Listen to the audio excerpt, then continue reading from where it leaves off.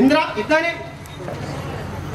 ದೇವೇಂದ್ರ ಈಶ್ವರ ದಿಕ್ಪತಿಗಳಲ್ಲಿ ಒಬ್ಬ. ಹೌದಾ? ಅವ ಕಡೆಯ ದಿಕ್ಕಿಗೆ ಒಡೆಯ. 8ನೇ ಅವ. ಮೊದಲಿನ ಇಂದ್ರ. ಹೇಳು ಅವ್ರು ಪುರೋಹಿತರ ಹತ್ರ ಅವ್ರು ಹೇಳ್ತಾರೆ. ಹೌದು ಹೌದು ಹೌದಲ್ಲ. ಇಂದ್ರ ಮೊದಲಿಗ. ಹಾಗಿದ್ರೆ ನೋಡು, ಅವ 8ನೇ ಅವ. ಮತ್ತೆ ಅವನಿಗಿಂತ ಶ್ರೇಷ್ಠ ಇವ ಇಂದ್ರ. ಹೌದಾ? ಇಂದ್ರ ಇದ್ದಾನೆ. ನಾನು ಅವನಲ್ಲಿ ಹೇಳಿ ಮಾಡಿಸ್ತೇನೆ. ಏನಾಗುತ್ತೆ ಮದುವೆ? ಇವಳನ್ನ ಮದುವೆ ಇಂದ್ರ ಅಂತ ಹೇಳಿದ್ರೆ ಅಗ್ನಿ, ವಾಯು, ವರುಣ, ನಿರುತಿ, ಕುಬೇರ ಎಲ್ಲರೂ ಬಂದು ಅಮ್ಮ ತಾಯಿ ಮಾತಾಯೇ ಭೂತಾಯೇ ಭೂತಾಯಿ ಭೂಮಿ ತಾಯಿ ಹೌದು. ಹಾಗೆ ನಿನ್ನ ಕಾಲಿಗೆ ಎರಗಿ ನಿನ್ನ ಸೇವೆಯನ್ನು ಮಾಡಿಸ್ತಾರೆ. ದೇವತೆಗಳಿಂದೆಲ್ಲ ಸೇವೆಯನ್ನು ಕೈಗೊಳ್ಳುವ ಭಾಗ್ಯ ನಿನಗೆ ಒದಗಿ ಬರ್ತದೆ. ಇಂದ್ರವನ್ನು ಕೈ ಹಿಡಿ. ಅವರಿಗೆ ಕಷ್ಟ ಬಂದಾಗ ಎಲ್ಲಿ ಹೋಗೋದು? ಕೈಲಾಸಕ್ಕಲ್ಲ. ಹಾಗಿದ್ರೆ ಇಂದ್ರ ಬೇಡ. ಹೀಗೆ ನಿಂದಿಸಬೇಡ. ಇಂದ್ರ ಬೇಡ, ನಿನಗೆ ರವಿ ಅದೇ. ಇಂದ್ರ ಬೇಡ, ರವಿಯೂ ಬೇಡ, ಚಂದ್ರನು ಬೇಡ, ಯಾರು ಬೇಡ. ಮತ್ತೆ ಶಿವನನ್ನು ನಿಂದಿಸಬೇಡ.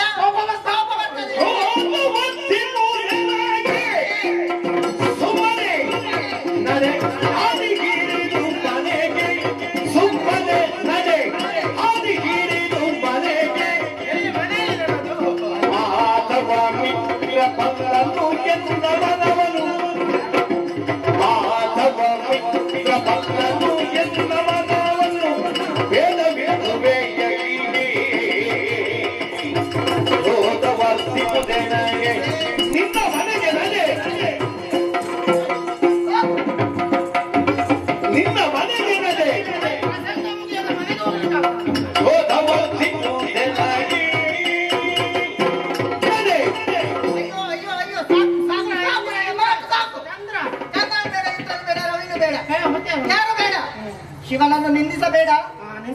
ಹೀಗೆ ಬರಿದ್ರೆ ನನಗೆ ಕೋಪ ಬಂದಿತ್ತು. ಇಲ್ಲ, ಕೋಪ ಬಂದ್ರೆ ಶಾಪವನ್ನು ಕೊಡ್ತೇನೆ. ಶಾಪ ಕೊಟ್ರೆ ಮಲಗು. ಅದು ಶಾಪ. ಶಾಪ ಅಲ್ವಾ? ಶಾಪ ಕೊಟ್ಟರೆ ಒಟ್ಟಿಗೆ ಯಾಕೆ? ಇನ್ನು ಮನೆಯ ದಾರಿ ನಿನಗೆ ಗೊತ್ತಿಲ್ವಾ? ತಿರುಗಾಟದಲ್ಲವರಿಗೆ ಶಾಪ ಬೇಕಾ? ಎಲ್ಲಿ ಮಣ್ಣು ಮುಸಿಕೊಂಡು ಮಲಗುತ್ತಾರೆ. ಹೌದಾ? ನನಗೆ ಹೇಳಲಿಕ್ಕೆ ಬರುತ್ತಿಲ್ಲ. ಶಾಪ ತಿರುಗಾಟ ಮಾಡ್ತಾರೆ. ಅದು ಶಾಪ. ಶಾಪ ಕೊಟ್ಟರೆ ಶಾಪ ಬಂದ್ರೆ ನೀನು ಭಸ್ಮ ಆಗಿ ಹೋಗ್ತದೆ. ಹೌದು. ಶಿವನನ್ನೇ ಕುರಿತು ಶಿವನ ಕುರಿತಲ್ಲಿ ತಪಸ್ಸನ್ನು ಆಚರಿಸ್ತೇನೆ. ಸುಮ್ಮನೆ ಇರಬೇಕು. ನಿನ್ನ ಮನೆಗೆ ನಡಿ. ನನ್ನ ಮನೆ ಅಲ್ಲಿ ಗೊತ್ತಿಲ್ವಾ? ನನ್ನ ಮನೆ ಅಲ್ಲಿ ಅದೇ ದಾರಿ ನೋಡಿ. ಆಗ ಕುಡಿಲಿಕ್ಕೆ ಬಂದಿದ್ದು ದಾರಿಯಲ್ಲೇ ಇರೋದು. ಕಾಡಿನಿಂದ ಹೊರಗೆ ಹೋಗುವ ದಾರಿ ಅದೇ. ಕಾಡಿನಲ್ಲಿ ಒಂದು ದಾರಿ ಅಲ್ಲ, ಹಲವು ದಾರಿ ಇರ್ತದೆ. ನನಗೆ ಒಂದೇ ಗೊತ್ತಿರೋದು. ಬಹುಶಃ ನನ್ನ ಮನೆಗೆ ಬಂದಿದ್ದೆ ಆಗ. ಇಲ್ಲ, ನಾನು ನಲ್ಲಿ ತಪಸ್ಸಿಗೆ ಕೂತ್ಕೊಂಡು. ಹೌದು, ಇರಬಹುದು. ನಾನು ನನ್ನ ಮನೆಗೆ ಹೋಗ್ತೇನೆ. ಒಳ್ಳೇದಾಯ್ತು. ನನಗೆ ನಿದ್ದೆ ಹೋಗ್ತೀರಲ್ಲ, ಹೋಗಿ ಹೋಗಿ. ನಾನು ಮನೆಗೆ ಹೋದ್ರೆ ನೀನೇನು ಮಾಡ್ತೀನಿ? ತಪಸ್ಸು ಮಾಡು. ನೋಡಿದ್ರಾ, ಪರೀಕ್ಷೆಯಲ್ಲಿ ತೇರ್ಗಡೆಯಾಗಿದ್ದಾಳೆ ನನ್ನ ಹೆಂಡತಿ ಆಗುವವಳು. ಹೌದಾ? ಪ್ರಾಥಮಿಕ ಹಂತದ ಪರೀಕ್ಷೆ ಆಯ್ತು, ಇನ್ನು ದೊಡ್ಡ ಪರೀಕ್ಷೆ ಆಗ್ಬೇಕು. ದೊಡ್ಡ ಪರೀಕ್ಷೆ ಆದ ಮೇಲೆ ರಾಜೆ, ಮತ್ತೆ ಕೈಲಾಸಕ್ಕೆ. ಹೇಗೆ ಕೈಸಾಲ ಹೇಳಿ ಪ್ರಯೋಜನ ಇಲ್ಲ. ಹೇಗೆ ದೊಡ್ಡ ಪರೀಕ್ಷೆ ಮಾಡುದು ಹೇಗಂತಲ್ಲ, ಆಡದೆ ಮಾಡುವನು ರೂಢಿಯೋಳು ಉತ್ತಮ ಒಂದು ಮಾತು. ಹೋಯ್ ಮದುವೆ ಬೇರೆಯವರು ಈಗಲೇ ಆಯ್ತು.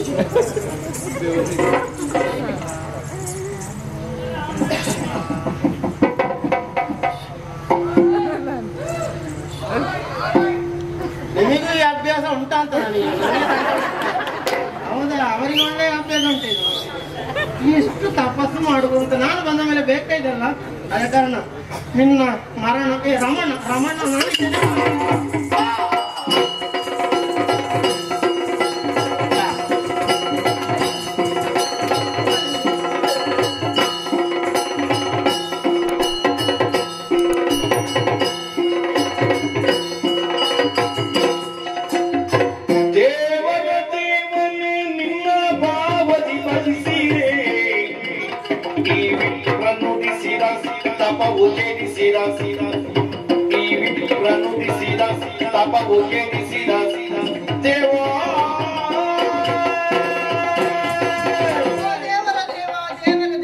ನಿಮ್ಮ ಕುರಿತಾಗಿ ತಪಸ್ಸನ್ನು ಆಚರಿಸುತ್ತಾ ಇದೆ. ಆವಾಗ ಆ ವಿಪ್ರ ಬಂದು ನುಡಿದಂತಹ ಮಾತಿನಿಂದ ನನ್ನ ತಪಸ್ಸು ವ್ಯರ್ಥವಾಗಿ ಹೋಯ್ತಲ್ಲ. ಎಲ್ಲಿದ್ದೀರಾ ದೇವ? ಎಲ್ಲಿದ್ದೀರಾ? ನಾನು ಇಲ್ಲಿದ್ದೇನೆ ಬಾ.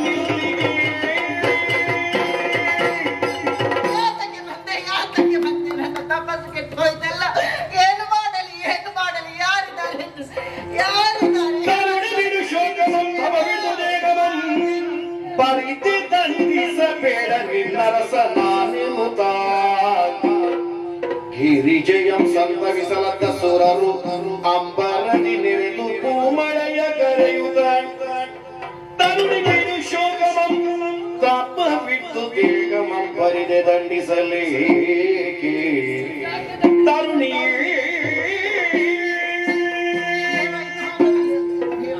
ನಾನೇ ಆಗ ಬಂದವ ನಾನೇ. ಹೌದೇ? ಹೌದು.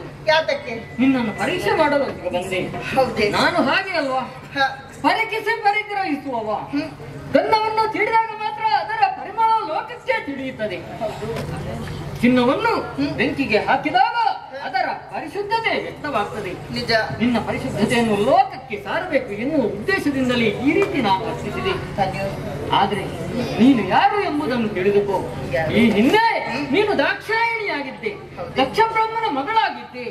ನನ್ನನ್ನೇ ಬಳಸಬೇಕು ಎನ್ನುವ ಉದ್ದೇಶದಿಂದ ಅಂದು ನೀನು ತಪಸ್ಸನ್ನಾಚರಿಸಿದ್ದೆ. ನಿನ್ನ ಭಕ್ತಿಗೆ ಒಲಿದಂತ ನಾನು ಪ್ರತ್ಯಕ್ಷನಾಗಿ ನಿನಗೆ ವರವನ್ನು ಕೊಟ್ಟಿದ್ದೆ. ಆಮೇಲೆ ದಕ್ಷ ಒಲ್ಲದಿದ್ದರು ನಾವು ಮದುವೆ ಆಗಿದ್ದೆವು. ಒಂದು ದಿವಸ ನನ್ನ ಮೇಲೆ ಸೇಡನ್ನು ತೀರಿಸಿಕೊಳ್ಳಬೇಕು ಎನ್ನುವ ಉದ್ದೇಶದಿಂದ ದಕ್ಷ ಪ್ರಜಾಪತಿ ಮಹಾಯಾಗವನ್ನು ಕೈಗೊಂಡ ವೀರೇಶ್ವರ ಯಾಗ.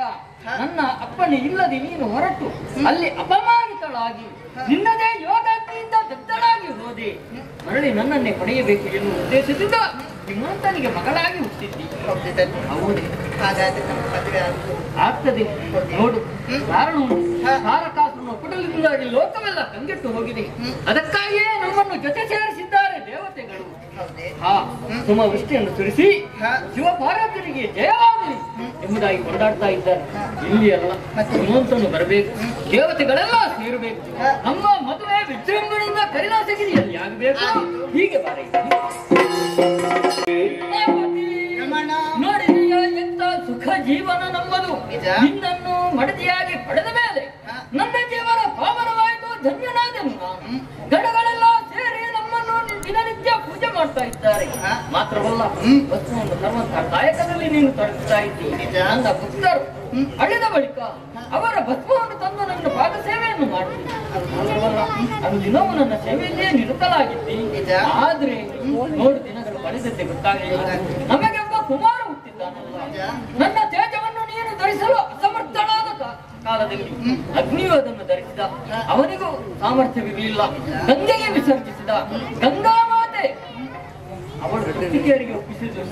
ಕೃತ್ತಿಕೆಯರ ಸಂಜವನ್ನು ಉಣ್ಣುವುದಕ್ಕಾಗಿ ಬಾಲಕನ ಮಗುವು 6 ಮಗುವಾಯಿತು. ಸಡಾನನ ಎಂಬುದಾಗಿ ಮೆರೆದಿದ್ದಾನೆ. ಸಣ್ಮುಖ, ಕುಮಾರ ಎಂಬುದಾಗಿ ನಾವು ಪ್ರೀತಿಯಲ್ಲಿ ಸಾಕ್ತಾ ಇದ್ದೇವೆ. 6 ಹೌದಾ? ಅವನ ಲಾಲನೆಯಲ್ಲಿ ನಾವು ಸಂತೋಷವನ್ನು ಕಾಣ್ತಾ ಇದ್ದೇವೆ.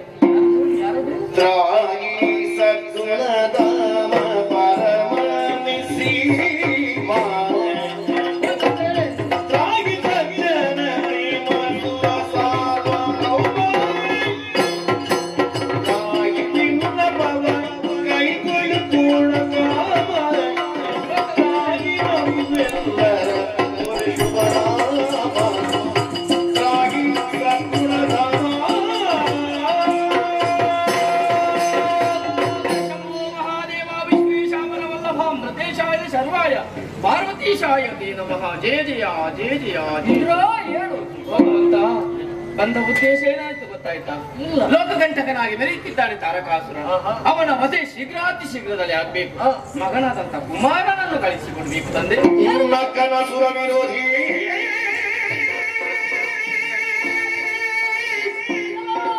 ನಮ್ಮಯ ಚಿಕ್ಕವನು ಸಂಗ್ರಾಮದಲ್ಲಿ ನಮ್ಮಯ ಚಿಕ್ಕವನು ಸಂಗ್ರಾಮದಲ್ಲಿ ಗೆಲ್ಲತಕ್ಕವನೇ ದಾನವನ ಗರ್ಜನೆಗೆ ಬೆದರುವನೆಲ್ಲ ದಾನವನ ಗರ್ಜನೆಗೆ ಬೆದರುವನೆಲ್ಲ ಮಕ್ಕಳಾಟಿಕೆಯಾಗಿ ನೀನು ಬಂದು ಸೊತ್ತು ಬುದ್ಧಿ ನಿನಗೆ ಎಂದಿರುವುದಕ್ಕೆ ನಕ್ಕನಸುರ ವಿರೋಧಿ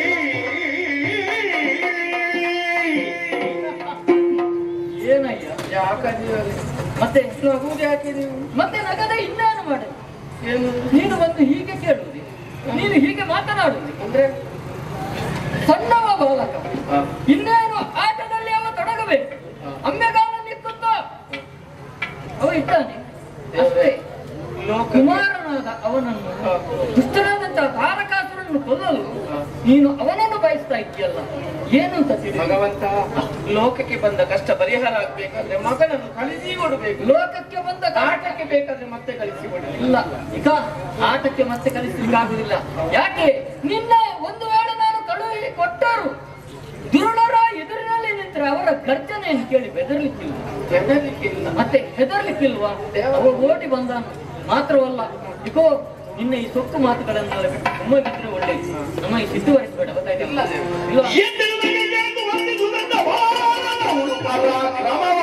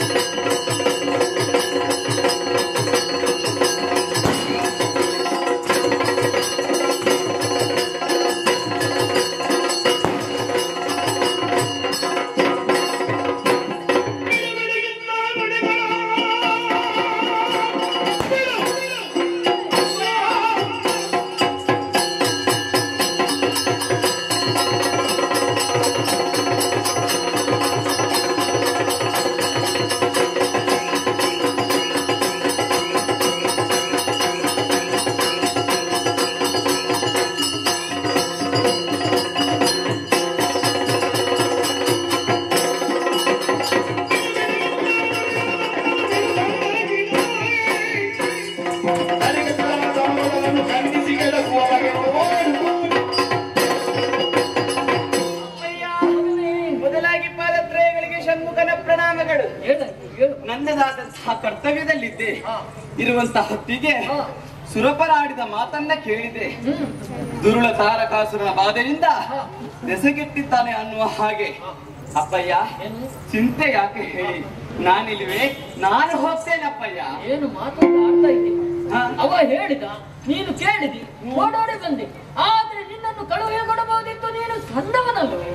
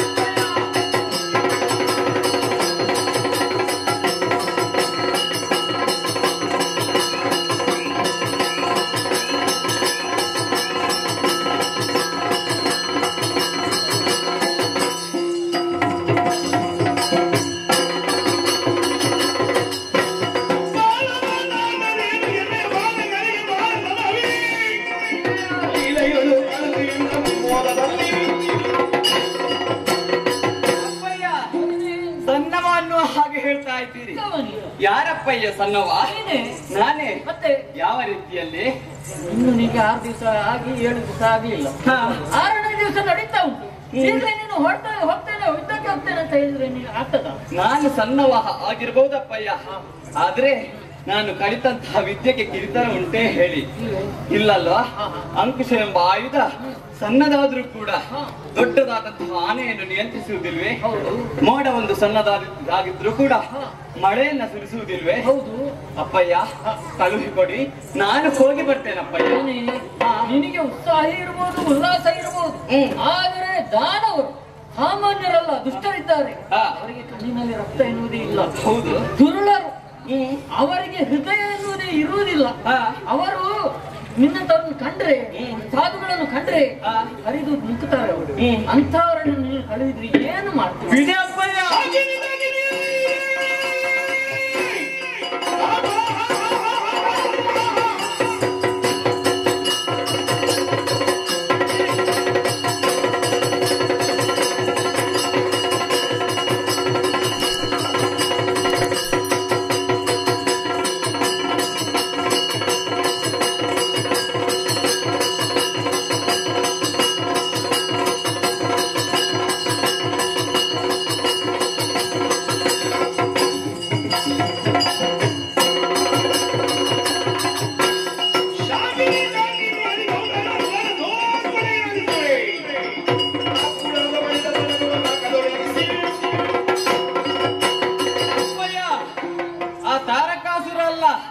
ಅದೆಷ್ಟೇ ಪರಾಕ್ರಮಿಗಳು ಬಂದರೂ ಕೂಡ ಈ ಷಣ್ಮುಖನ ಪ್ರಭಾವ ಏನೆಂದು ತೋರಿಸ್ತೇನೆ.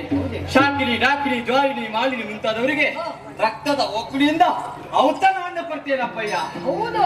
ಕಂದನ ನುಡಿಗತಿ ಸಂತೋಷಿಸುತ್ತ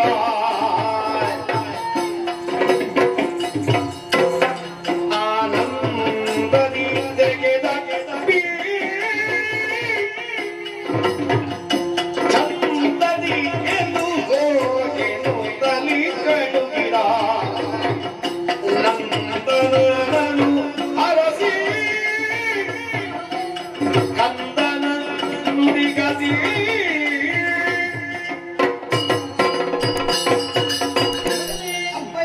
ಮಹದಾನಂದವಾಯಿತು. ನಿನ್ನನ್ನು ಎತ್ತಿ ಬಿಗಿದಪ್ಪಿದ್ದೆ. ಹೌದೇ?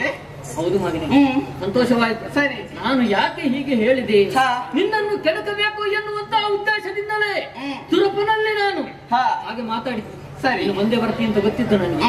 ಆದ್ರೆ ಮಗನೇ, ನೀನು ಹೋಗ್ತೀಯಲ್ಲ, ಹೌದು, ಯುದ್ಧ ಮಾಡ್ತೀಯಲ್ಲ, ಹೌದು, ನನಗೆ ನೋಡ್ಬೇಕು. ಆದ್ರೆ ನಾನು ನೋಡ್ಲಿಕ್ಕೆ ಬರುವುದಿಲ್ಲ. ಮತ್ತೆ ಹೇಗೆ? ಮತ್ತಲ್ಲಿ ಕಣ್ಣು ಮುಚ್ಚಿ ನೋಡುದು ನಾನು. ಹಾಗೆ. ಸರಿ. ಆಹಾ, ಆಯ್ತು, ನೀನು ಹೋಗು. ಸರಿ. ನಿನಗೆ ಸಂಪೂರ್ಣವಾಗಿ ಪರಿಪೂರ್ಣವಾದ ಆಶೀರ್ವಾದವನ್ನು ಮಾಡಿದ್ದೇನೆ. ನನ್ನ ಆಶೀರ್ವಾದ ಸಾಲದ ಮಗನೇ. ಮಾತೆ ಸರಿ, ಅವಳ ಆಶೀರ್ವಾದ ಪಡೆಯುವ. ಸರಿ ಅಮ್ಮ, ಆಶೀರ್ವದಿಸಿ ಕಳುಹಿಗಳಮ್ಮ. ಬಾ ಮಗನೇ. ಆಗಲಿ. ದೇವೇಂದ್ರ, ಸಾಕಮ್ಮ, ಅಲ್ಲಿ ದುಷ್ಟ ಅಲ್ಲಿ ಅವನನ್ನು ಒಮ್ಮೆ ವರ್ಧಿಸಿ ಅಮ್ಮ. ಕರ್ಕೊಂಡು ಹೋಗು. ಹೇಗೆ? ಅವರಿಗೆ ಕರ್ಕೊಂಡು ಹೋಗೋದಲ್ಲ, ಹೀಗೆ ಎತ್ಕೊಂಡು ಅಮ್ಮ, ದೇವಲೋಕ ಬಿಟ್ಟು ಎಷ್ಟು ಸಮಯ ಆಯ್ತು. ಅಪರೂಪಕ್ಕಾಗತ್ತಿಕೊಳ್ಳಿ. ಶರೀರದಲ್ಲಿ ನನಗೆ ಬಲ ಇಲ್ಲ. ಮತ್ತೆ ಹಸಿವಾದ್ರೆ ಎಲ್ಲ ವ್ಯವಸ್ಥೆ ಮಾಡ್ಬೇಕು. ಹಸುವನ್ನು ಎಂತ ಕೊಡುದು ಇವರಿಗೆ? ಹಾಲನ್ನೇ ಕೊಡ್ಬೇಕು. ಹೌದು, ಈಗ ಹಾಲು ಎಲ್ಲಿ? ಈಗ ಹೋಗುದು ರಣಕ್ಷೇತ್ರದಲ್ಲಿ. ಮಗು ಬೇಕಲ್ಲ ನಿಮ್ಗೆ. ಮತ್ತೆ ಇಂದ್ರ ಏನ್ ದೇವರೇ, ಏನ್ ಹಾಗೆ ಇಟ್ಟುಕೊಂಡು ಹೋಗ್ಬೇಕಾಯ್ತಾ? ಮಾತ್ರವಲ್ಲ, ಜಾಗರೂಕತೆಯಿಂದ ಕರೆದುಕೊಂಡು ದಿವಸದ ಮಗು ದೇವರು. ಸುಳ್ಳನ ವಧಿಯಾದ ನಂತರ ಜಾಗರೂಕತೆಯಿಂದ ಕರೆದು ಜಾಗೃತಿ ಮೈಯಲ್ಲಿ ಒಂದು ಗಾಳಿ ಇರುವಾಗ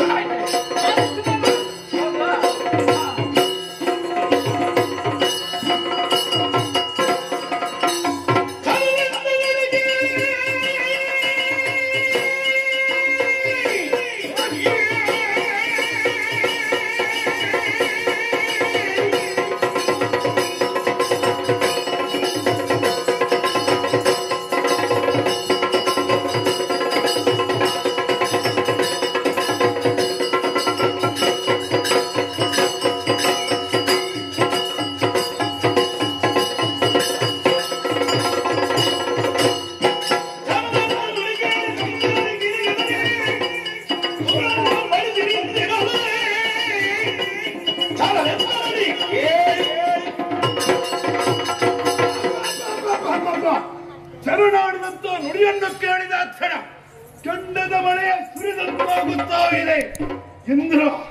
ಇಂದ್ರವು ಮೋಸ ಕುತಂತ್ರದಿಂದ ಯಾರೋ ಒಬ್ಬ ತರಳರನ್ನು ಕರೆತಂದಿದ್ದಾನಂತ. ಇಲ್ಲೇ ನಿಲ್ಲುವುದಲ್ಲ, ನಡೆಯುತ್ತಾನೆ ಮುಂದೆ.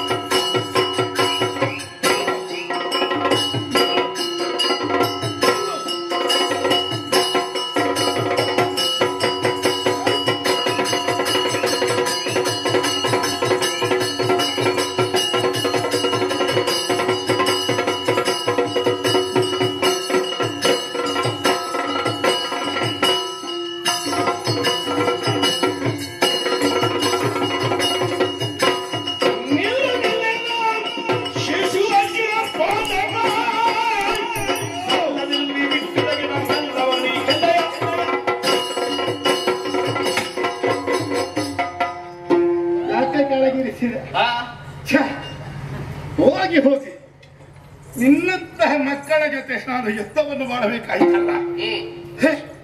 ನಾಳೆ ಬಂದ್ರೆ ನನ್ನವರು ಹೇಳಲಿಕ್ಕೇನಿಲ್ಲ. ಹೇಗಂತ? ಶಿಶುಹತ್ಯಾ ದೋಷಕ್ಕೆ ನೀನು ಒಳಗಾಗಿದ್ದಿ ಎಂಬ ಮಾತು ನನಗೆ ಬರಬಹುದು. ಎಳೆ ಪ್ರಾಯದ ಕೂಸು, ನೀನು ಬದುಕಿ ಬಾಳಬೇಕಾದವ.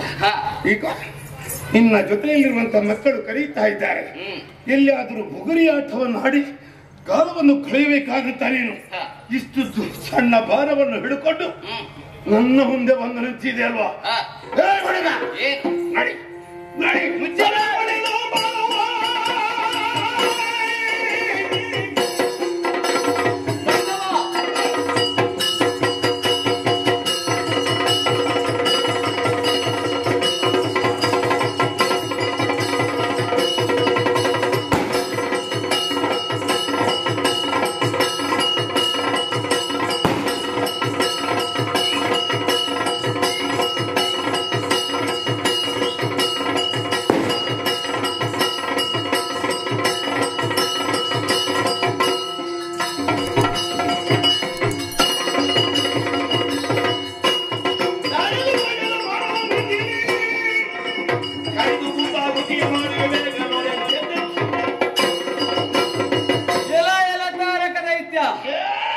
ವಿಧಿಯನ್ನು ತಪಸ್ಸಿನ ಮೂಲಕ ಮೆಚ್ಚಿಸಿ ಬೇಕಾದಂತಹ ವರವನ್ನು ಪಡೆದು ಮುಂದುವರಿದೆ. ಅಯ್ಯೋ, ಅದು ಲೆಕ್ಕಕ್ಕಿಲ್ಲ. ಅಷ್ಟು ಲೆಕ್ಕಕ್ಕೆ ಕಂಟಕ ಪ್ರಾಯನಾಗಿ ಮೆರೆದೆ. ಹೀಗೋ ನಾನು ಸಣ್ಣವ ಅನ್ನುವ ಹಾಗೆ ಹೇಳ್ತಾ ಇದ್ದೀಯ. ಸಣ್ಣವನಾಗಿರಬಹುದು, ಕಲಿತಂತಹ ವಿದ್ಯೆಗೆ ಕಿರಿತನ ಎಂದೂ ಇಲ್ಲ. ಹಾಗಾಗಿ ನಿನ್ನ ಮುಂದೆ ನಿಂತವ ಯಾರು ಬಲ್ಲೆಯ? ಹರಸುತ ಷಣ್ಮುಖ.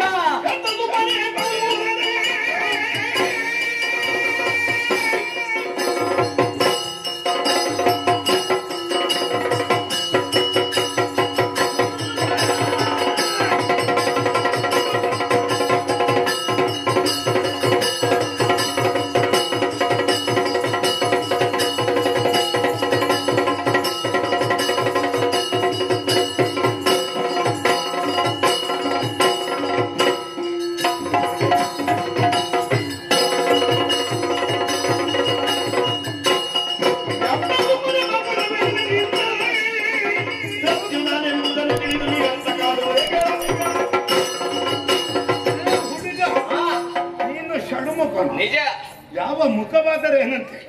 ವ್ಯರ್ಥ ನನ್ನ ಮುಂದೆ ಯುದ್ಧವನ್ನು ಮಾಡಬೇಡ ಎಂಬ ಹಾಗೆ ಸಾರಿ ಹೇಳಿದ್ರು ಕೂಡ ನನ್ನ ಮಾತು ಯಾವಾಗುವುದರಿಗೆ ಪಥ್ಯವಾಗುವುದಿಲ್ಲ ಎಂದಾದ ಬಳಿಕ ದಂಡಂ ದಶಗುಣಂ ಬಾರಿ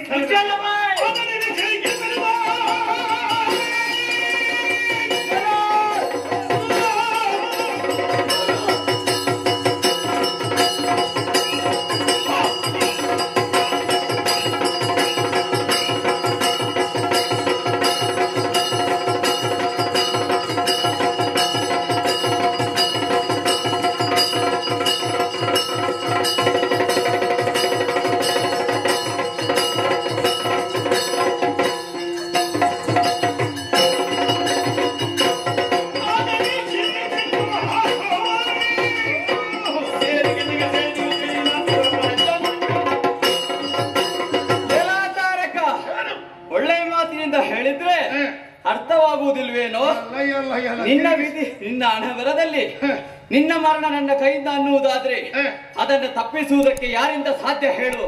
ಹಾಗಾಗಿ ಕೈಯಲ್ಲಿರುವಂತಹ ಆಯುಧ ನಿನ್ನ ಎದೆವೆ.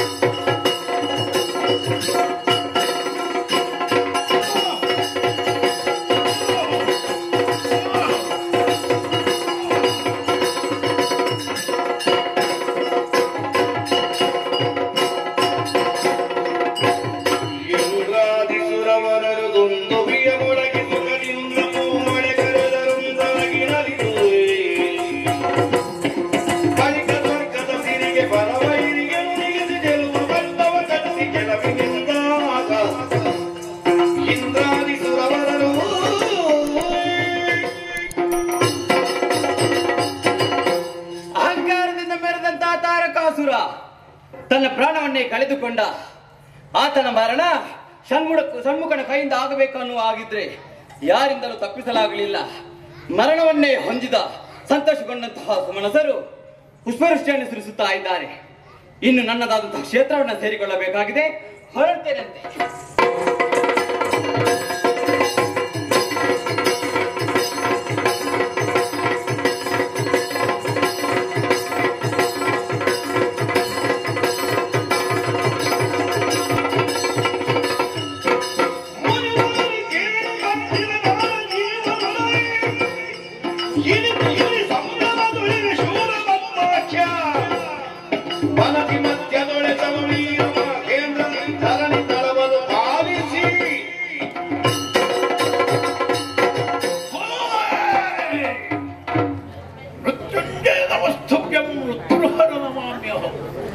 ಸರ್ವಮೃತ್ಯುವಿನಾಶಾಯ ಮೃತ್ಯುಂಜಯ ನಮೋ ನಮಃ ಎಂದು ಕುಲದೇವನಾದಂತಹ ಶಂಭುವನ್ನು ಭಕ್ತಿಯಿಂದ ಅರ್ಚಿಸಿದೆ.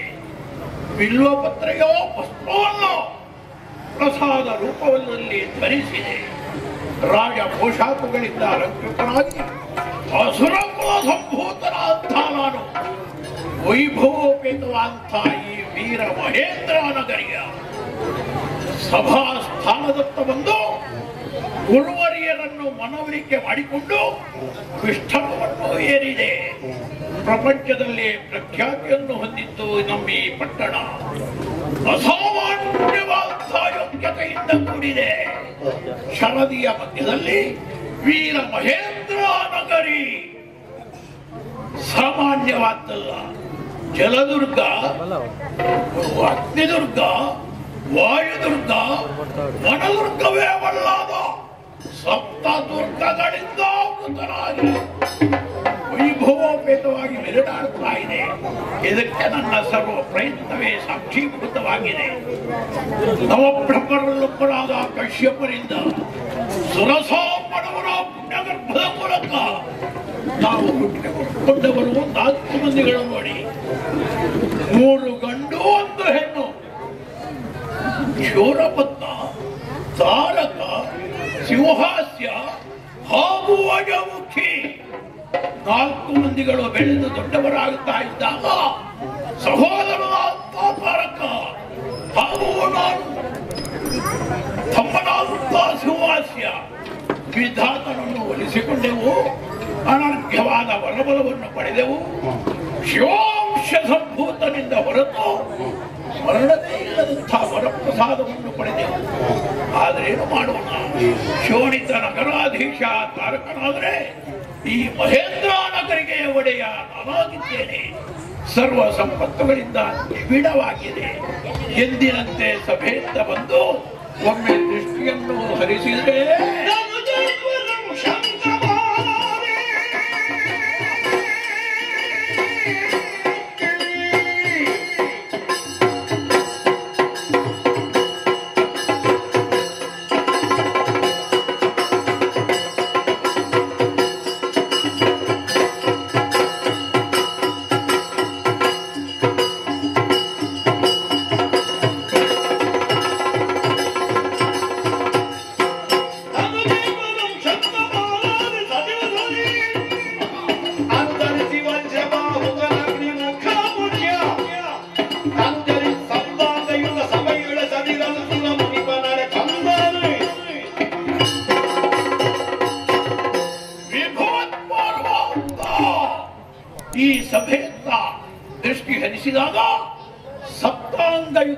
ಆಗಿದೆ ಎನ್ನುವುದಕ್ಕೆ ಸಾಕ್ಷಿ ಮತ್ತೊಂದು ಬೇಡ.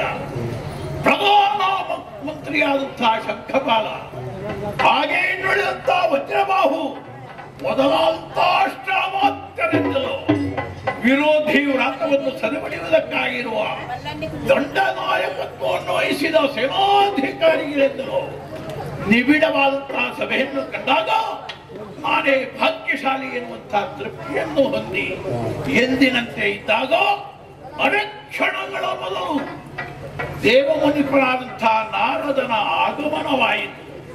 ಬಂದಂತಹ ನಾರದನನ್ನು ವಿದ್ಯುಕ್ತವಾಗಿ ಅರ್ಪಿಸಿದಾಗ ಸಂತೋಷಗೊಂಡಂತಹ ಸುರಮುನಿ ಉಘೆ ಉಘೆ ಅಂತ ನನ್ನನ್ನು ಕೊಂಡಾಡುವುದಕ್ಕೆ ಮುಂದಾದ. ಏನೋ ಒಂದು ಉಂಟು ಅಂತ ಭಾವಿಸಿದೆ. ಸ್ವಾಮಿ, ನನ್ನ ಆಳ್ವಿಕೆಯಲ್ಲಿ ಏನು ಕೊರತೆ ಇದೆ ಅಂತ.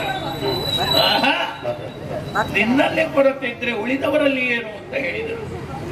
ಆದರೂ ಯಥಾರ್ಥ ಏನು ಅಂತ ಮನಗಾಣಬೇಕು ನನಗೆ ಅಂತ ಹೇಳಿದೆ. ಸರ್ವ ಸಂಪತ್ತಿದೆ, ಅಧಿಕಾರ ಇದೆ, ಕೈ ಹಿಡಿದ ಮಡದೇ ಇದ್ದಾಳೆ. ಆದ್ರೆ ಅದು ಇಲ್ಲಿಗೆ ಮಾತ್ರ ಸೀಮಿತ. ಇಷ್ಟೇ ಅಲ್ಲ, ನೀನು ಪ್ರಪಂಚ ಮೂರರಲ್ಲಿ ಖ್ಯಾತಿಯನ್ನು ಹೊಂದಬೇಕಿದ್ರೆ ದೇವಲೋಕಾಧಿಪನಾದಂತಹ ಇಂದ್ರನು ಕೈ ಹಿಡಿದಂತಹ ಪುಲೋಮಗೆ ಆ ಶಕ್ತಿಯನ್ನು ತಂದು ನೀನು ವರಿಸಿದೆ ಅಂತಾದ್ರೆ ನಿನಗೆ ಯಾವ ಕೊರತೆಯೂ ಇಲ್ಲ ಅಂತ. ಸಹಜವೀ ನುಡಿ ಬೇಳುತ್ತದ ಉದೆಲೆ ಋಷಿ, ಸಹಜನ ಕಳುಹುವೆ ಸಹಡಿನ ಖುಷಿಯೇ ಅಂತ ಹೇಳಿದೆ. ರಂಭೆಯ ನಾಚಿಪಾಡೆಂಬುದು ಕರೆಯೋ ಮನ್ಮಥನ ಮಡದಿ ಹಾಗೆ ಮೂಳಂಬನ ಕರೆಯು ಅಂತ ಹೇಳಿದರು. ಅಷ್ಟು ಅಂತ ಅವರನ್ನು ಸಮಾಧಾನಿಸಿ ಕರೆ ತಂದಾಗ ಮದುವೆಗೆ ಬರಬೇಕು ಅಂತ ಹೇಳಿದ್ದೇನೆ. ಇನ್ನು ತಡ ಮಾಡುವುದೇ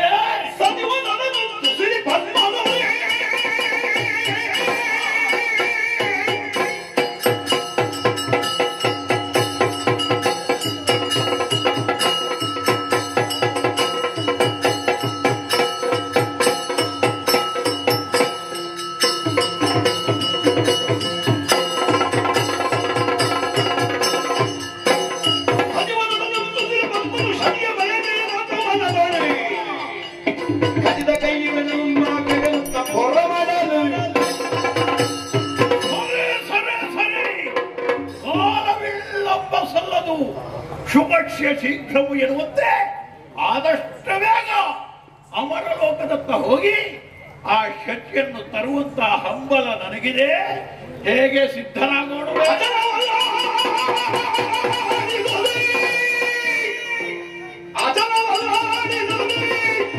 ದಿಗ್ಗಜನಿತೆಯ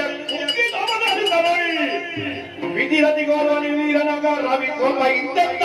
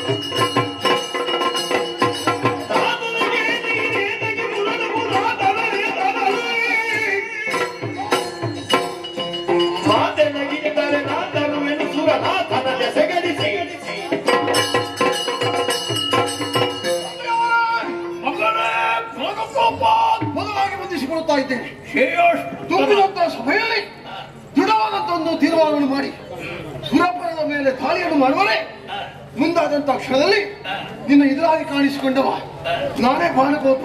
ಯಾಕೆ ಅಪ್ಪಯ್ಯ, ಸುಮ್ಮನೆ ಅಲ್ಲ, ಯಾವ ಕಾರಣದಿಂದ ಆ ಶಚಿಯನ್ನು ಬಯಸಿದ್ದೀನೋ ಆ ಶಚಿಯನ್ನು ದೊರಕಿಸಿಕೊಡುವವರೇ ನಾನು ಪ್ರಯತ್ನಶೀಲರಾಗ್ತೇನೆ. ಹಾಗಾಗಿ ನನಗಪ್ಪಣೆಯನ್ನು ಕೊಡು, ನಾನು ತರ್ತೇನೆ. ಕಳಿಸಿದರೆ ಏನು ಮಾಡುವೆ?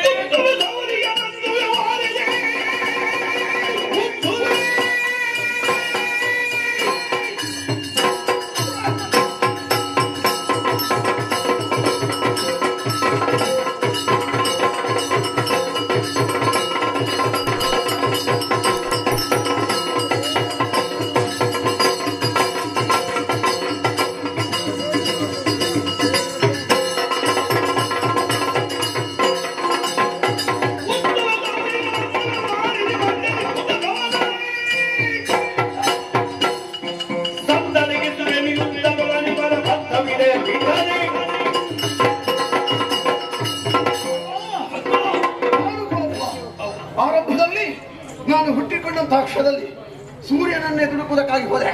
ಆದ ಕಾರಣವೇ ಭಾನುಕೋಪ. ಭಾನುಕೋಪ ಎನ್ನುವಂತಹ ಹೆಸರು ನನಗಾಯಿತು.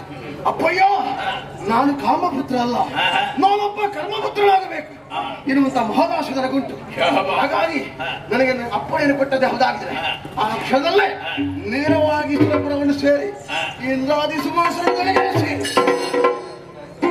ಅವನನ್ನು ಅಲ್ಲಿ ಕತ್ತಿ ಹಾಕುವುದು ಮಾತ್ರವಲ್ಲ, ಅಲ್ಲಿಂದ ದರದರನೆ ಎಳೆದಂದು ಶಾರದಿಯ ಮಾತನಾಡಿಸಿ ಅವನನ್ನು ಮಗನೇ, ಉದ್ದುವೆ ಶೌರ್ಯ ನತ್ತುವೆ ವಾರಿದಿ ಮಧ್ಯದಿ ಹುತಾಹವನ ಇವರನ್ನೆಲ್ಲ ಸತ್ತಡಗಿಸುವುದೇನೋ ಸಹಜವಿರಬಹುದು, ಆದ್ರೆ ನಿಜವೆಂದು ನಂಬಬಹುದೇ?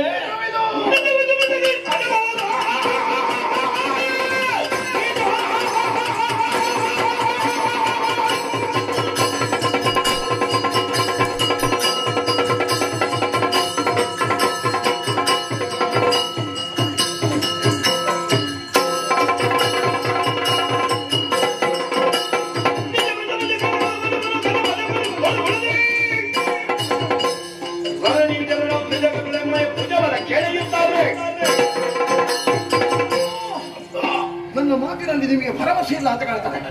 ಪೂರ್ಣ ವಿಶ್ವಾಸ ಆಗಲಿಲ್ಲ. ಆಗಲಿಲ್ವಾ? ನಿಜವಿದ ಪಿತ, ಸರಿಯಾಗಿ ಕೇಳಿಸಿಕೋ.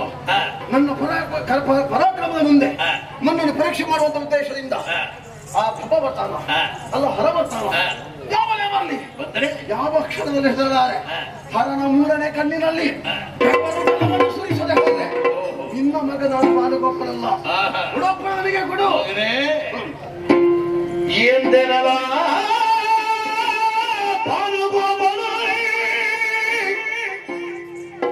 ತಂದೆ ಕೊನೆಯಲು ಶೂರ ತಮ್ಮನು ಮಂದಗಾಸದಿ ಸುತನ ಬಗಲುಗಳೆಂದ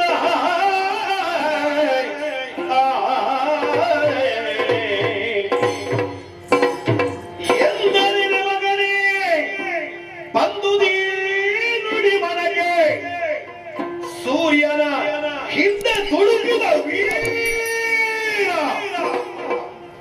ನೀನದರಿಂದ ನಾವಿದಾಯ್ತು ಕರೆಯಿಂದ ಅಪಣೆಯ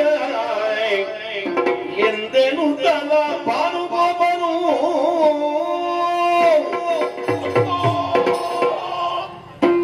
ಆತ್ಮಾವೈ ಪುತ್ರನ ವಾಸಿ ತಂದೆಯಂತೆ ಮಗ ಎನ್ನುವುದಕ್ಕೆ ಸಾಕ್ಷಿ. ಮುಟ್ಟಿದ ದಿನದ ಗಳಿಗೆಯಿಂದಲೇ ನೀನು ಪ್ರಪಂಚಕ್ಕೆ ವ್ಯಕ್ತಪಡಿಸಿದಂತ ಮೊದಲ ಮಗ ನೀನಿದ್ದೀಯ. ಹೌದಲ್ವೇ?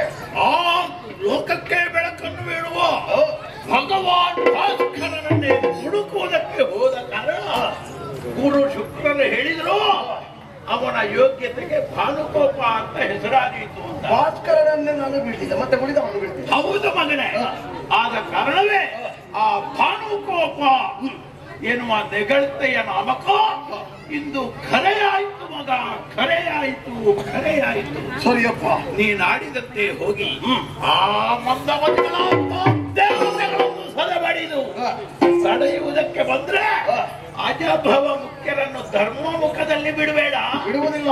ಸುಮ್ಮನೆ ವಿರೋಧಿಸಿ ಕೆಣಕಬೇಡ ಎನ್ನುವಂಥ ವಿಶ್ವಾಸದಿಂದ ಹೊಂಬರಿವಾಣದಲ್ಲಿ ನಿನಗಿದು ವಿಶೇಷವಾದಂತಹ ಫಲ ತಾಂಬೂಲಾದಿಗಳನ್ನು ಕೊಡುತ್ತಾ ಇದ್ದೇನೆ. ನೀನು ಕೈಗೊಳ್ಳುವಂತಹ ಕಾರ್ಯದಲ್ಲಿ ಮಹಾದೇವನ ಪೂರ್ಣ ಅನುಗ್ರಹವನ್ನು ಹೊಂದಿ ನನ್ನ ಮನೋಸಂಕಲ್ಪವನ್ನು ಈಡೇರಿಸುವ ಮಗನಾಗಬೇಕು. ಹೋಗಿ ಬಾ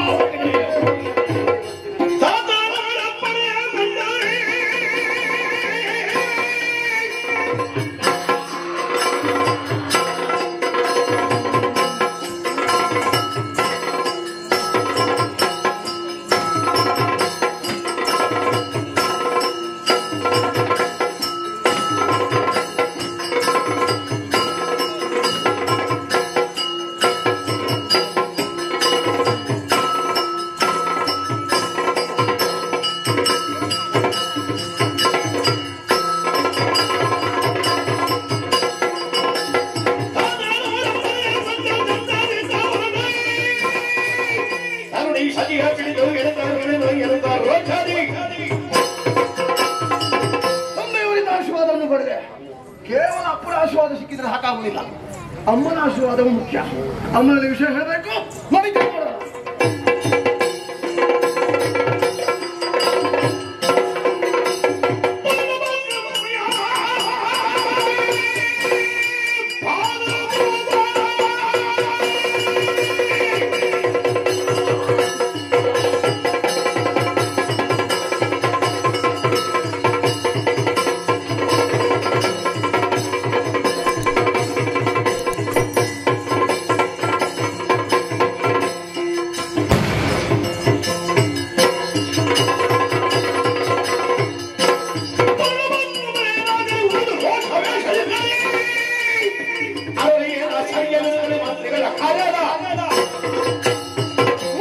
ಆಶೀರ್ವಾದವನ್ನು ಪಡೆದೆ.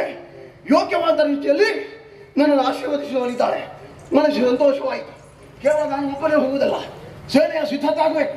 ಎಲ್ಲಿ ಸೇನಾಧಿಪತಿ ಬನ್ನಿ.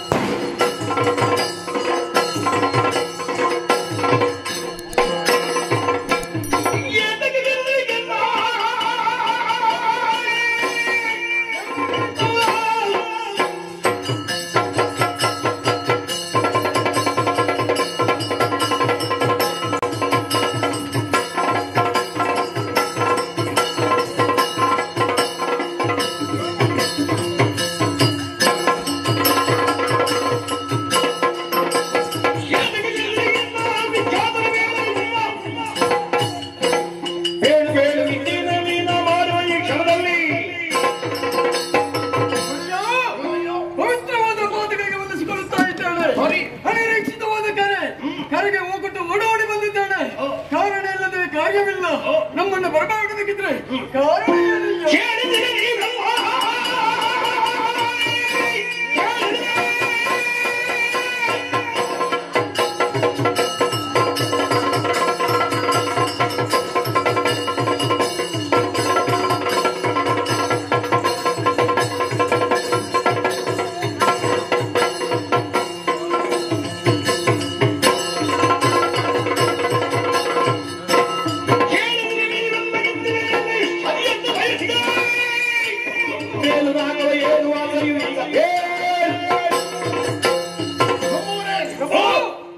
ನಮ್ಮ ತಂದೆ ಶೂರಪಾತ್ರ ಬಯಸಿದ್ದಾರೆ ಶಚಿಯನ್ನು.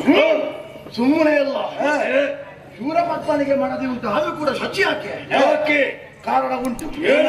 ಅನೇಕ ಸುವಸ್ತುಗಳು ತುಂಬಿರುವಂತಹ ನಾಗಲೋಕದಲ್ಲಿ ಶಚಿ ಎನ್ನುವಳು ಕೂಡ ಒಂದು ಸುವಸ್ತಿಗೆ ಸಮಾನ.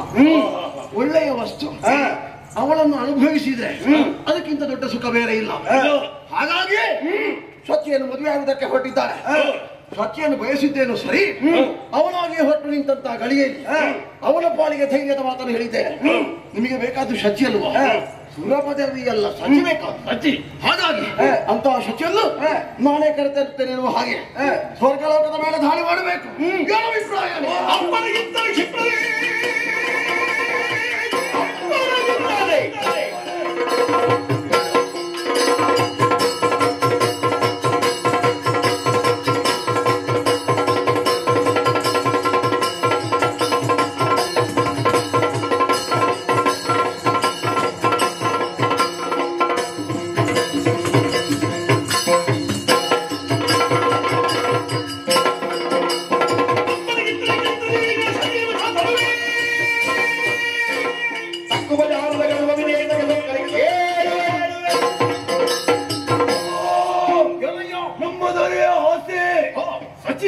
ಎಂಬುದಾಗಿ ಸಚಿಯನ್ನು ಬರೆಯಬೇಕಿದ್ರಿ ಸ್ವರ್ಗದ ಮೇಲೆ ರಿಕ್ತವನ್ನು ಮಾಡಬೇಕು, ಖಾಲಿ ಮಾಡಬೇಕು. ಖಾಲಿ ಮಾಡಿದ್ರೆ ಒಂದೇ ಕೆಲಸದಲ್ಲಿ ಎರಡು ಕಾರ್ಯವಾಗ್ತದೆ ನಮಗೆ.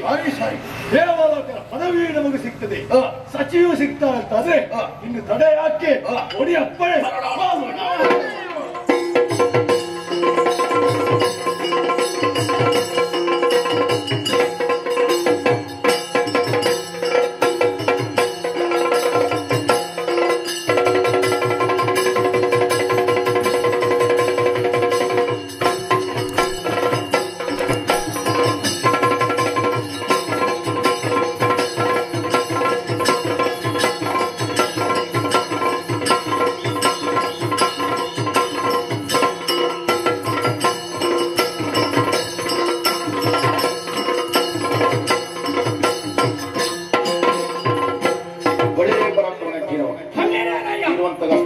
ಸ್ವರ್ಗಲೋಕಕ್ಕೆ ಈಗ ಅಧಿಕಾರಿ ಯಾರು ಅಂತ ಕೇಳ್ತೀರಿ, ಹಾಗೆಂದು ತಿಳಿದುಕೊಳ್ಳಬಹುದು.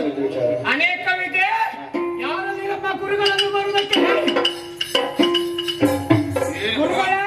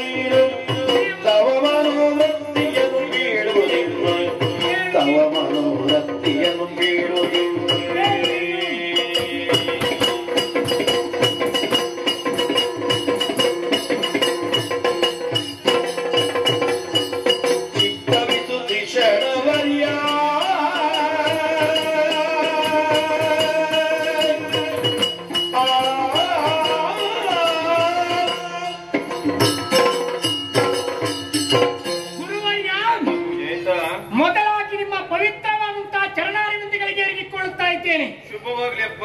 ಕಾರ್ಯ ಕಾರಣ ನಿಮಿತ್ತ ತಂದೆ ತಾಯಿಯವರು ಸಹಿತ ಹೊರಗೆ ಹೊರಟು ಹೋದವರಿದ್ದಾರೆ.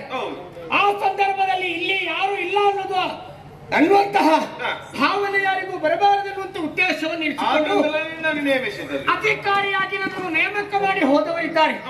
ಯಾವುದೇ ರೀತಿಯಾದಂತಹ ಕಷ್ಟ ತೊಂದರೆಗಳು ಬಂದರೂ ಕೂಡ ಅದನ್ನು ನಿಭಾಯಿಸಿಕೊಂಡು ಹೋಗಬೇಕಾದ್ದು ಮಗನಾದಂತಹ ಜಯಂತನ ಕರ್ತವ್ಯವಾಗಿದೆ. ಅದೇ ರೀತಿಯಲ್ಲಿ ಇವತ್ತಿನ ದಿವಸ ನಿಮ್ಮನ್ನು ಕರೆಸಿಕೊಳ್ಳುವುದಕ್ಕೆ ಬಲವಾದಂತಹ ಕಾರಣವಿದೆ. ನೀವು ಗುರುವರ್ಯರಾದ್ರೂ ಕೂಡ ತಂದೆಗೆ ಸಮಾನರು, ಅಂದ್ರೆ ಪ್ರತ್ಯಯ ಗೆಳೆ ಅಂತ ಹೇಳಿದ್ರು ತಪ್ಪಾಗಲಿಕ್ಕಿಲ್ಲ. ಗುರುವರ್ಯ ಈ ಕಾಲದಲ್ಲಿ ಏನಾಗಿದೆ ಮತ್ತೆ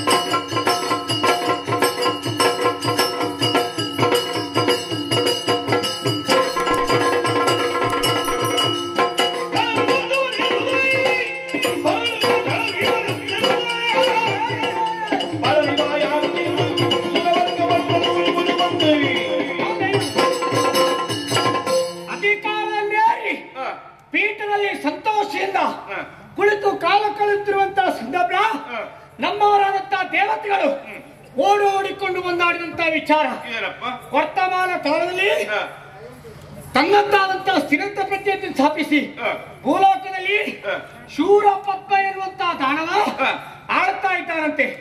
ಅವರ ಮಗನಾದಂತಹ ಬಾಲುಕಾಪ ಸಕಲ ಸೇನೆಯನ್ನು ನೆರೆಹಿಕೊಂಡು ಈ ಕಾಲಕ್ಕೆ ಸ್ವರ್ಗಕ್ಕೆ ದಾಳಿ ಎಸಗಿದ್ದಾನೆ. ಅವರಿದ್ದಾರೆ ಅಂತ ಕೇಳಿದಂತ ನಾನು ನಿಮ್ಮನ್ನು ಕರೆಸಿಕೊಂಡಿದ್ದು ಯಾಕೆ ಬೇಕಾಗಿದೆ? ತೂರುಳ್ಳ ದಾನವರನ್ನು ಈ ಕಾಲದಲ್ಲಿ ಸದೆ ಬಡಿಬೇಕಿರುತ್ತ ನಿರ್ಧಾರ ನಮ್ಮದು.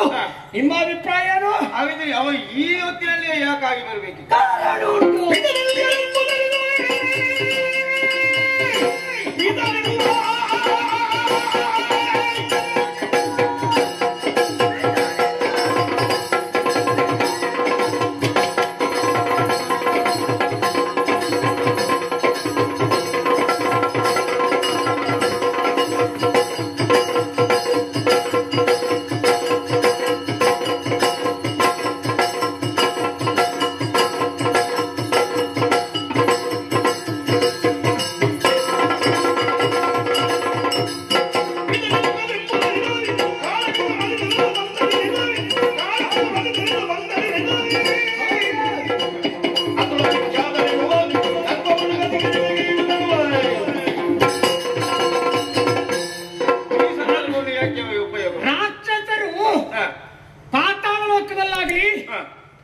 ಭೂಲೋಕದಲ್ಲಾಗ್ಲಿ ಯಾವುದ ಮೂಲೆಯಲ್ಲಿದ್ರೂ ಕೂಡ ಮೊದಲು ನೋಡುವುದು ಎಲ್ಲಿ?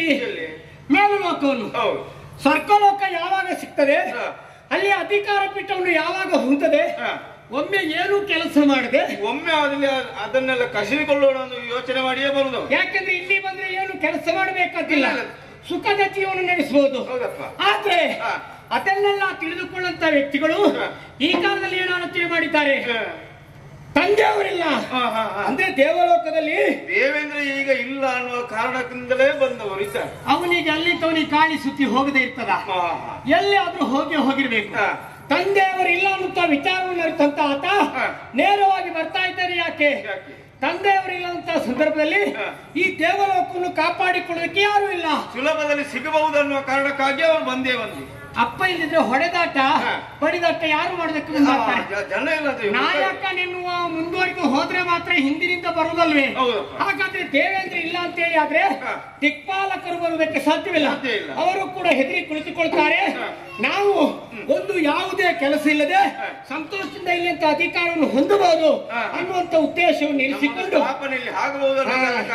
ನಮ್ಮ ಅಧಿಕಾರ ಮುದ್ರೆ ದೇವೇಂದ್ರ ಇಲ್ಲಂತ ಸಂದರ್ಭದಲ್ಲಿ ಒತ್ತೋಣ ಅನ್ನೋದಾಗಿ ಬಂದವರಿದ್ದಾರೆ. ದೇವರೇ, ಗುರುಗಳೇ, ಅಪ್ಪಯ್ಯ ಇಲ್ಲ ಅಂತ ಸಂದರ್ಭ ಇದೆ ಅಂತ ಹೇಳಿ ಸುಮ್ಮನೆ ಕುಳಿತುಕೊಳ್ಳ. ನೀನು ಏನು ಮಾಡ್ತೀಯ?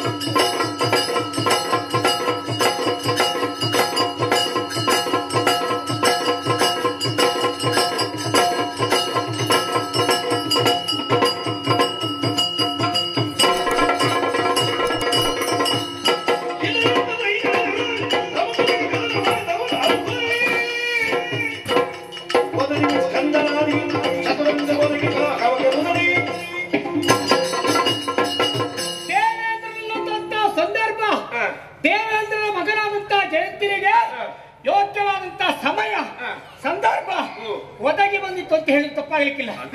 ದೇವೇಂದ್ರ ಅಂದ್ರೆ ಅಪ್ಪನಿರುತ್ತಾ ಮಕ್ಕಳಾದಂತ ನಮಗೆ ಕಾಳಗ ನಡೆಸಲಿಕ್ಕೆ ಬಿಡುವುದಿಲ್ಲ. ನನ್ನ ಹಾಗೆ ಯುವ ಪ್ರತಿಭೆಗಳು ಎಷ್ಟು ಬಂದಿದ್ದಾರೆ, ಯಾಕೆ ಅವರಿಗೆ ಅವಕಾಶ ಸಿಗಲಿಲ್ಲ? ದೇವೇಂದ್ರ ಜೊತೆಯಲ್ಲಿದ್ದಾನೆ, ದಿಕ್ಪಾಲಕರು ಜೊತೆಯಲ್ಲಿರುವಾಗ ಅವರಿಗೆ ಅವಕಾಶ ಉಂಟಾ? ಹಾಕಿರುತ್ತಾ? ಇದೊಂದು ಯೋಗ್ಯವಾದಂತ ಸಮಯ ಅಂತ ಹೇಳಿದ್ರೆ ನಮಗೆ ಸಂತೋಷ ಉಂಟಾಗ್ತಾ ಇದೆ. ನಮ್ಮತ್ತಾದಂತ ಪರಾಕ್ರಮನು ಬಂದಂತ ಅಸುರರಿಗೆ ತೋರಿಸಬೇಕು, ಯೋಗ್ಯವಾದಂತ ಸದಾವಕಾಶ ಒದಗಿ ಬಂದಿದೆ. ಹಾಗಾಗಿ ತಂದೆ ರೂಪದಲ್ಲಿ ನೀವಿದ್ದೀರಿ ಅಂದ್ರೆ ತಂದೆಗೆ ಸಮಾನವಿದ್ದೀರಿ. ನೀವೊಂದು ಯೋಗ್ಯವಾದ ಆಶೀರ್ವಾದ ನಿಮ್ಮತ್ತಾದಂತ ಅಮೃತ ಹಸ್ತದಿಂದ ಜಯಶೀಲರಾಗಿ ಬನ್ನಿ, ಆಶೀರ್ವಾದ ಮಾಡಿ. ಆಶೀರ್ವಾದ ಮಾಡ್ತೇನೆ. ಆದ್ರೆ ನೀನು ಒಬ್ಬನೇ ಹೋಗುದು ನನಗೆ ನಾನು ಒಬ್ಬನೇ ಹೋಗುದಾ? ನಮ್ಮವರು ಯಾವಾಗಿಂದ ಅವಕಾಶಕ್ಕಾಗಿ ಕಾಯ್ತಾರೆ. ಅವರಿಗೊಂದು ಅವಕಾಶ ಕೊಡಬೇಕು. ಪ್ರತಿಭೆಗಳು ತಮ್ಮದಾದಂತ ಪ್ರತಿಭೆಯನ್ನು ತೋರಿಸಕ್ಕೆ ಯೋಗ್ಯವಾದಂತ ರಂಗವೇದಿಕೆ ನಿರ್ಮಾಣ ಆಗಿದೆ ನಮಗೆ. ಅವರಿಗೊಂದು ಅವಕಾಶ ಕಲ್ಪಿಸ್ತೇನೆ. ಅದೆಲ್ಲರನ್ನು ಜೊತೆ ಸೇರಿಸಿಕೊಂಡು ಅತಿ ಶೀಘ್ರವಾಗಿ ಶುಭವಾಗಲಿ. ಗುರುಗಳಿಂದ ಯೋಗ್ಯವಾದಂತ ಆಶೀರ್ವಾದವನ್ನು ಪಡೆದಂತಾಯ್ತು. ನಮ್ಮವರಲ್ಲಿ ಕೆಲವರೆಲ್ಲ ಕಾಯ್ತಾ ಇದ್ದಾರೆ. ನಮಗೊಂದು ವೇದಿಕೆ ಆಗಬೇಕು, ನಮಗೊಂದು ಅವಕಾಶ ಸಿಗಬೇಕಿರೋದಕ್ಕಾಗಿ ಯಾರಲ್ಲಿ ಯುವ ಪ್ರತಿಭೆಗಳಂತ ಭಾನುಕಾರ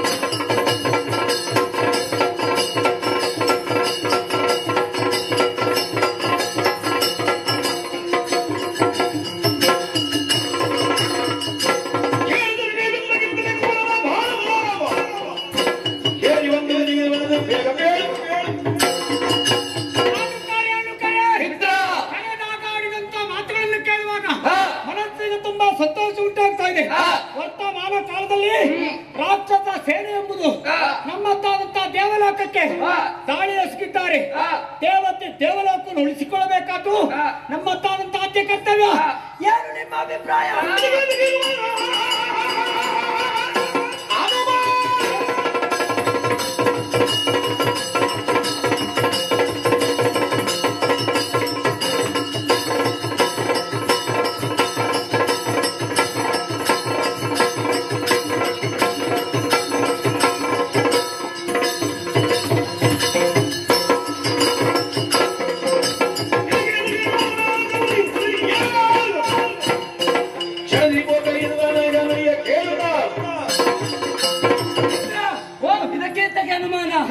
ಅನುಗ್ರಹ ಮಾಡಿ ಕಳುಹಿಸಿಕೊಡು. ಆತ ಎಷ್ಟು ವರ್ಷ ನಾನು ಹೋಗ್ತೇನೆ.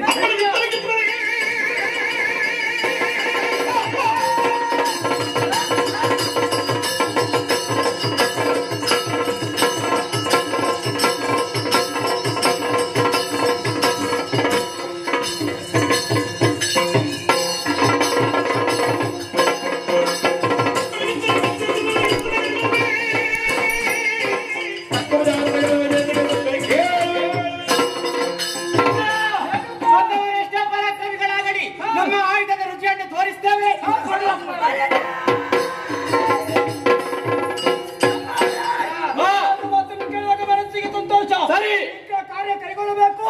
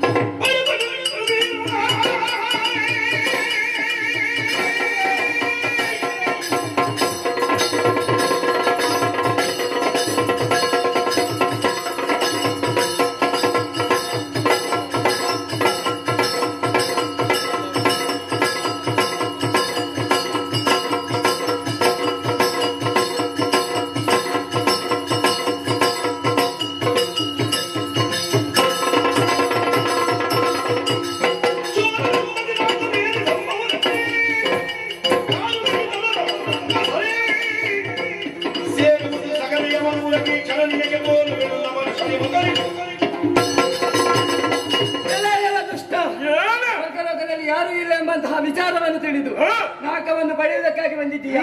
ಅಷ್ಟು ಸುಲಭ ಇಲ್ಲ. ವೀರರಾದಂತಹ ನಾವಿದ್ದೇವೆ, ಎದುರಿಸುವ ಶಕ್ತಿ ಉಂಟೆ?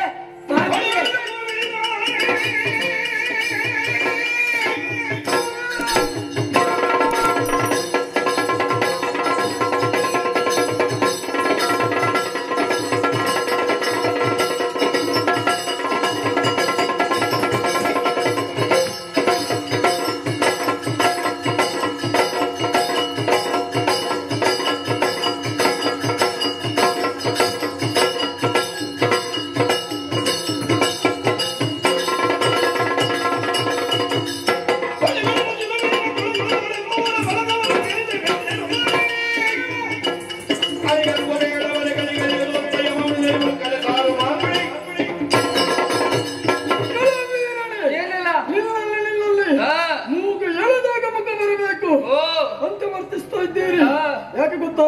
ಯಾಕೆ ನಾವು ಎರಡು ಉದ್ದೇಶವನ್ನು ಇಟ್ಟುಕೊಂಡು ಸ್ವರ್ಗಕ್ಕೆ ದಾಳಿಯಲ್ಲಿ ನಿಂತಿದ್ದೇವೆ.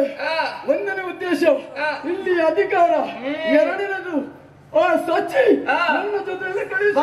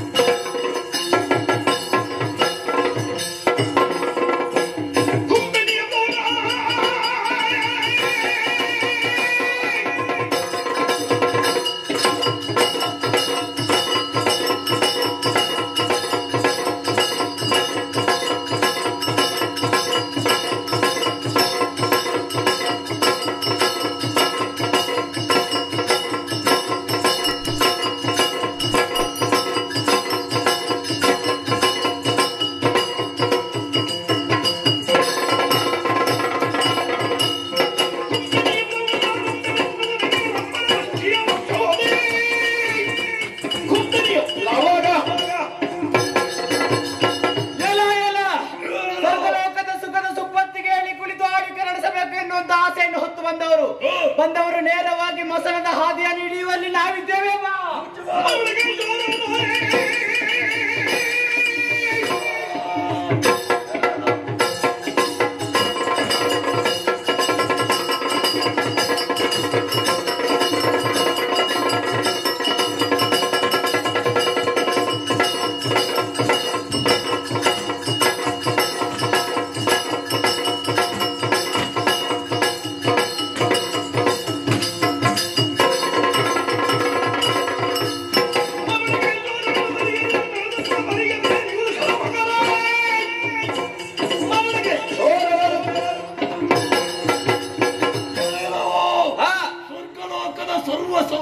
ಸಂಪತ್ತನ್ನು ಬಿಟ್ಟು ಕೊಟ್ಟರೆ ಉಳಿತೀರಾ, ಇಲ್ಲವಾದರೆ ಶಿರ